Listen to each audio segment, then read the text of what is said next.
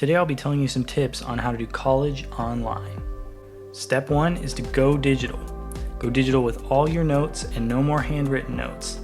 That will make it the easiest to rearrange them and change them if you need to. When you're writing a paper, it'll be much easier to format after you're done with a rough draft because you'll already have it typed out and not written down in the notes. And typed notes are just faster. It's way easier to type down notes really quickly. Instead of writing them down, it could really slow you down. Tip number 2 is to use synced calendars.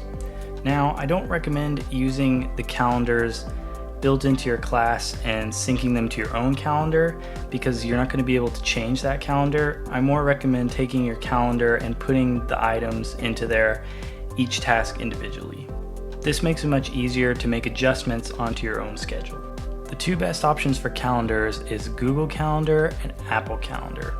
Google Calendar works on almost any device, and Apple Calendar works on pretty much every Apple device.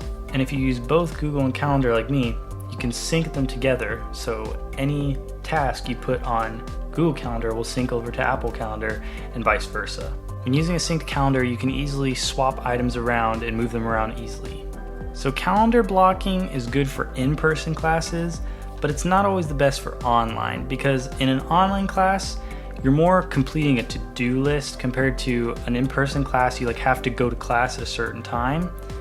Online is more a to-do list. You're trying to get through certain tasks. Tip number 3 is to set up to-do lists. Go through your syllabus at the beginning of every week and set all the tasks you have for that week. Apple Reminders is a great way to do this and be able to make a reminders list for each class, and you can color code them and change their logo to make them really stand out. Make a to-do list for each class. Then you'll be able to see them all separately. In Apple Reminders, you can group them together to see all your to-do lists for that week.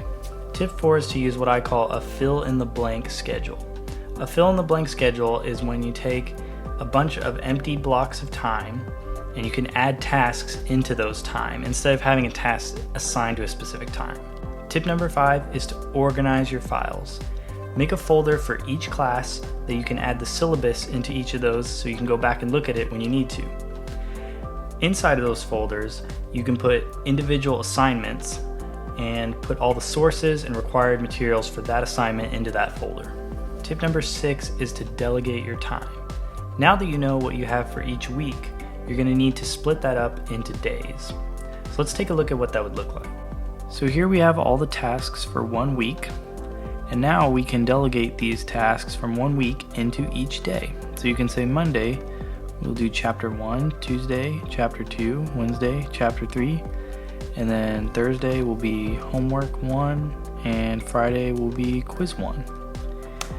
So now that you have those organized by day, you can see how you can easily put items from the weekly schedule and sort that into individual days for each class so you know what items to do each day. Now this single time delegation technique can actually organize your whole life. You can make assignments for every day that you need to do depending on what you have for the week and your overall goals. So those are my tips for staying organized when doing college online. I hope that helped you out a lot. See you in the next video.